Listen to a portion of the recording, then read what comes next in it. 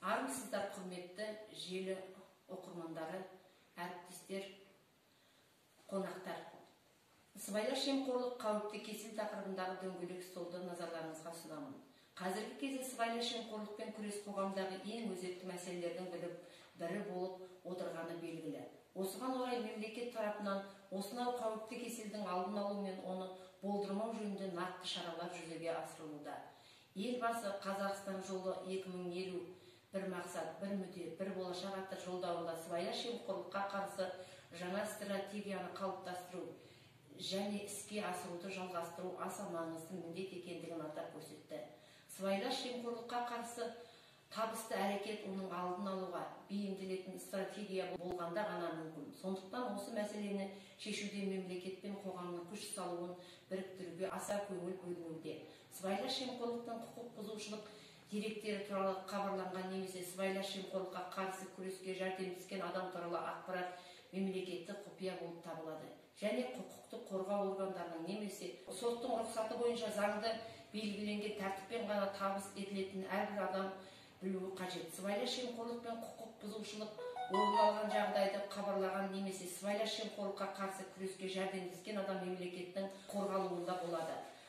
Сыбайлас жемқорлықпен жиі бой көрсететін ең қауіпті түрі парақорлық. Парақорлықтың алдын алу, жолын кесу, ашу және тексеру жұмыстары жоспарлы түрде жүзеге асырылып келеді. Бүгінгі таңда әлеуметтік аурудың алдын алу және әшкерелеу үрдісі жылдан жылға өсе түсуде. Парақорлықпен елімізде көбіне көп қолында билігі бар шешім шығаруға бөліп бергізу өкілеттілікпен айналысып отырғаны белгілі. Қазақстан Республикасының сыбайлас жемқорлыққа қарсы күрес туралы заңын сәйкес сыбайлас жемқорлықпен күресті барлық мемлекеттік органдар мен лауазымды тұлғалар қоғам болып қарсы тұруымыз қажет. Ауылдық мәдениет үйінің музыкалық жетекшісі Айтболат Молдырахымұлына сөз кезегін береміз. Ал енді құрметті әріптестер, келіп отырған қонақтар, бүгінгі алып отырған кітапханашы қызметкерлерінің тақырыбы өте керемет.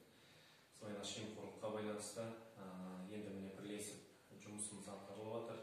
Енді бұл тақырып жөнінде менің айтатын өзімнің ойым, біз жалпы бұл сыбайлас жемқорлық дегенді мына отбасындағы тәрбиеден бастауымыз керек деп ойлаймын.